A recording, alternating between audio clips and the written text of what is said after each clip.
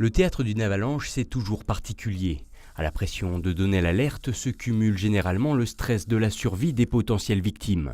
Dans ces cas-là, chaque geste et chaque action compte, à commencer par l'appel au secours. Pour cela, prendre le temps de s'éloigner de la zone du sinistre afin de ne pas interférer avec les ondes émises par le matériel de détection de la victime.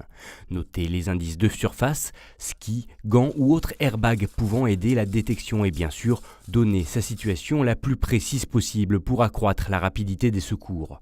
Autant d'informations que répètent les différentes structures dans les stations à travers des stages dédiés et ouverts à tous. On revoit certaines choses avec les professionnels, notamment aussi au niveau des stratégies de recherche, au niveau du secours, prise en charge d'avalanchés. Pour les personnes qui ne sont pas secouristes mais qui viennent prêter main forte, faire une vague de sondage, c'est pas forcément si anodin. Et puis on en profite pour rappeler certaines bases, du sondage aussi ou du secours avalanche en autonomie, de la recherche d'EVA, l'importance de l'alerte. Tout ça, c'est des choses vraiment importantes et ça permet déjà de revoir ça au départ. En cas de victime prise sous la neige, la phase de détection n'en est pas moins importante.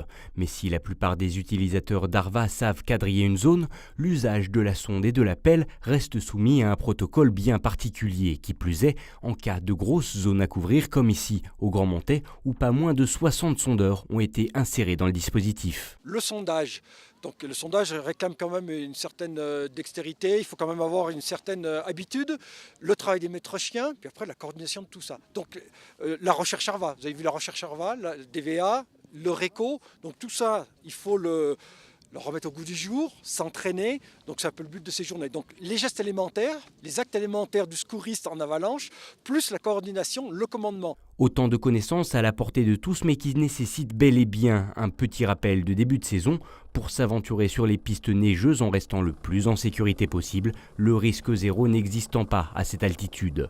Mais pour plus d'informations, n'hésitez pas à contacter directement des organismes comme la Chamoniarde ou le service des pistes de votre station qui organise très fréquemment des stages de recherche en avalanche.